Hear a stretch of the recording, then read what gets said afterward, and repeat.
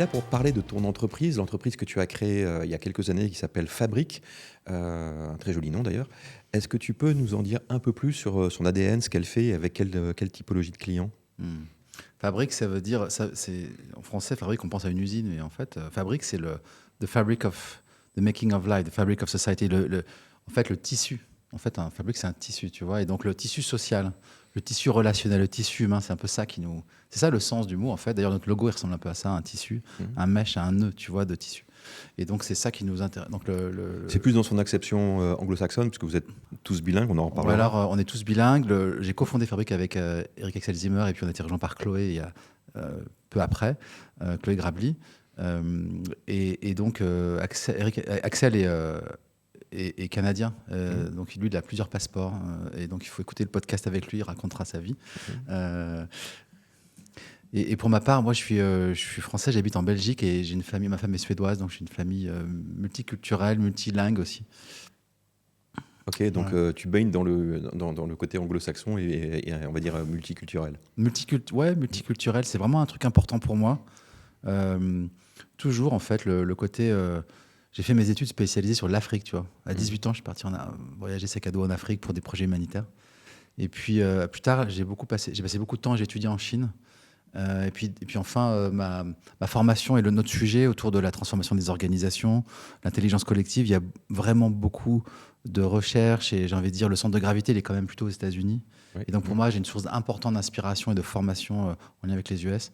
Et c'est vrai que pour moi, ça a toujours été important de me sentir, c'est un peu bateau de dire ça, mais citoyen du monde, tu vois, même d'être. Tu l'incarnes en tout cas. Ouais, en tout cas, Ouais. d'être. C'est un truc que j'aime dans ma vie, c'est ce côté multiculturel, c'est important pour moi.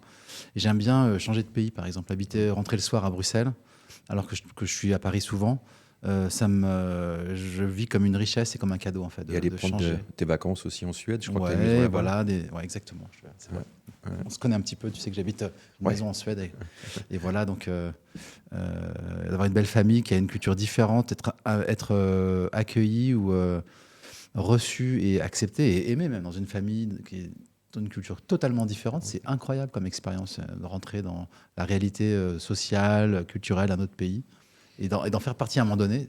Je trouve que c'est un cadeau pour moi. J'avais deux mots que peut-être Ouais. il faut introduire dès maintenant. Le premier mot, c'est l'intelligence collective, qui est le sujet sur lequel Ouais. vous travaillez. Et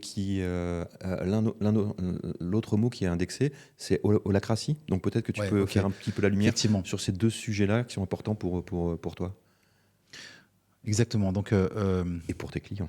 bien sûr. Donc, alors, l'intelligence collective, c'est peut-être juste revenir du coup sur mon parcours. Je sais pas, c'est ce qui me vient Ça en fait t'écoutant. sens, Du coup, let's je vais go. juste continuer Ouais. et puis je vais rebondir là-dessus. Bien sûr. Euh, quand j'ai commencé à être indépendant, tu poses la question. C'était il y a une vingtaine d'années. Et la question, le sujet, c'était qui me tenait à cœur. Il y avait beaucoup de choses autour je viens d'une famille et d'un parcours personnel, père professionnel avant dans les ressources humaines, dans le développement des RH, dans le développement du leadership, dans l'accompagnement des transformations. Et quand je suis devenu indépendant, je voulais travailler dans ce secteur-là et être un acteur de ce secteur. Mais je n'avais pas encore de forme. Je ne savais pas très bien où mettre mon énergie.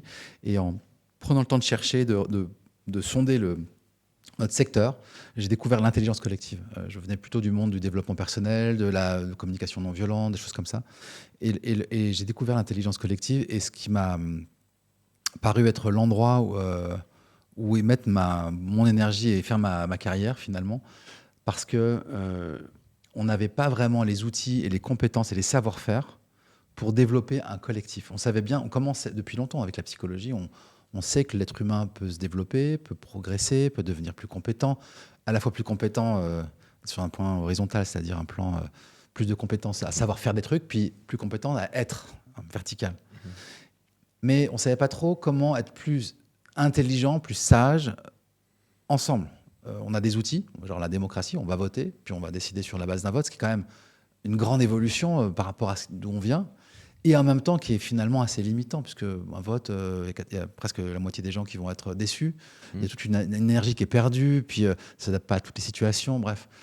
Et donc l'intelligence collective, c'est le domaine de recherche et d'expérience de comment est-ce qu'on peut être plus conscient, plus intelligent, plus sage, au sens de la sagesse, ensemble, pour que qu'ensemble on s'oriente, on prenne des décisions, on se synchronise et on fasse émerger un avenir plus souhaitable, que ce soit à l'échelle d'une équipe, d'une organisation et de la société. Ok. Et donc, ça demande, l'intelligence collective, elle opère selon certains principes, qui sont des principes universels. Et on a des outils, on a développé des outils, on appelle ça des technologies sociales, pour créer des effets à travers l'intelligence collective. Comme par exemple, je le disais tout à l'heure, prendre une décision. Une décision peut-être de manière plus efficace, plus rapide, peut-être aussi plus pertinente et plus profonde que simplement un vote. Oui, tu vois. Donc ça, c'est un exemple. Et donc l'intelligence collective, c'est un domaine d'études et de recherche où il y a 20 ans, il n'y avait pas grand-chose, et aujourd'hui, qui est devenu central dans notre société. Et donc, nous, on a participé avec mes associés, on a été un peu des acteurs de cette évolution. Et Fabrique, on amène ce savoir-faire aux entreprises en étant à la fois des facilitateurs ou des designers de processus d'intelligence collective, mais toujours en lien avec un contexte qui est la réalité d'une organisation, ses enjeux, ses défis, ses objectifs, toute la dynamique humaine aussi, ses problématiques, ses réalités avec ses difficultés ou ses opportunités, et pour mailler et concevoir une intervention qui va s'appuyer sur l'intelligence collective pour aller vers les objectifs et les enjeux de l'entreprise.